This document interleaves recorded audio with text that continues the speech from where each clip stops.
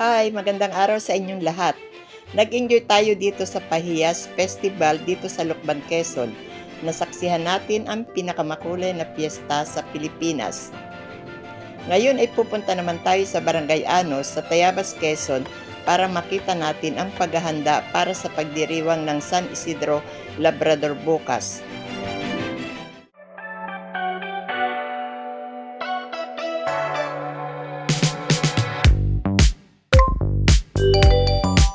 Kadarating lang natin dito sa bahay ng aking kaibigan na si Annie dito sa Barangay Anos sa Tayabas, Quezon.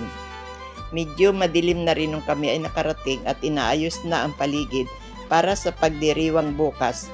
Dito sa labas ay may mga palarong gagawin tulad ng pabitin at palusebo. At sa loob naman ay nagluluto na ng mga handa.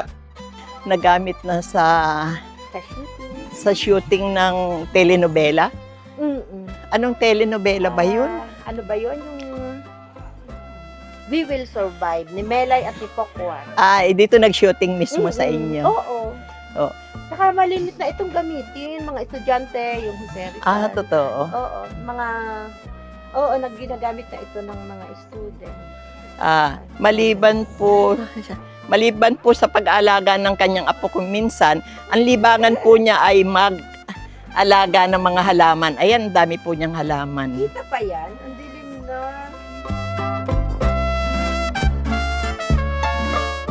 Nasa kusina na nila tayo at makikita natin na sila ay sobrang busy sa pagluluto. Lagpas 300 kilos ng baboy ang ihahanda ng pagsasaluhan ng lahat. Nandito rin si Senior Ami na gumagawa ng panghimagas na coffee jelly. Kaway-kaway kayo dyan. Tradisyon rin nila na naghahagis ng mga suman sa mga sumasama sa parada. Pinaniniwalaang pag nasalo ito ay magkakaroon uli ng masaganang ani para sa susunod na taon. Dito sa loob ng kwarto ay pinapalamig na ang nilutong coffee jelly at buko pandan. Dito na rin ang mga naunang lutuin na napakasasarap na putahe tulad ng dinuguan, ang napakabangong adobo, at nakakapaglaway na ampalaya con carne. Ilang. Kami parang ng mga Ayan, kaya lang, mga nakasilip na sa ano. Ayan. Ayan na, lalagyan natin ng logo. Ayan, kagulo sila. Ayan, naghahanda sila para sa kapistahan bukas. Tingnan nyo naman kung gaano kabongga yung ginagawa nilang paghahanda. Gaano siya ng... Talagang basket. Ano ito, lalaman sa basket? Ano to, panregalo sa mga Yung sa mga games. sa mga games. Ang hapon, dito pala ako nagtatanggal ng mga sampayan. Hindi ko pala natanggal. Ayos lang yan. Yan, Ayan, gagawa dami. ng balloons. Talagang gagawa sila ng balloons. Ayun pala. Meron pala nun. Meron pala nun, Ninang. Electric pan pala. Ay, nakalimutan. Sa baba kasi ako. Yan, busy sila rito sa paghahanda para sa piyesta nila bukas. Ano doon, pa-art. Yun pala.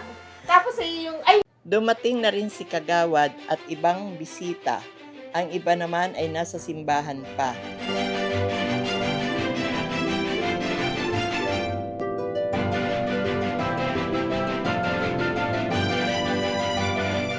Kaway-kaway kayo dyan.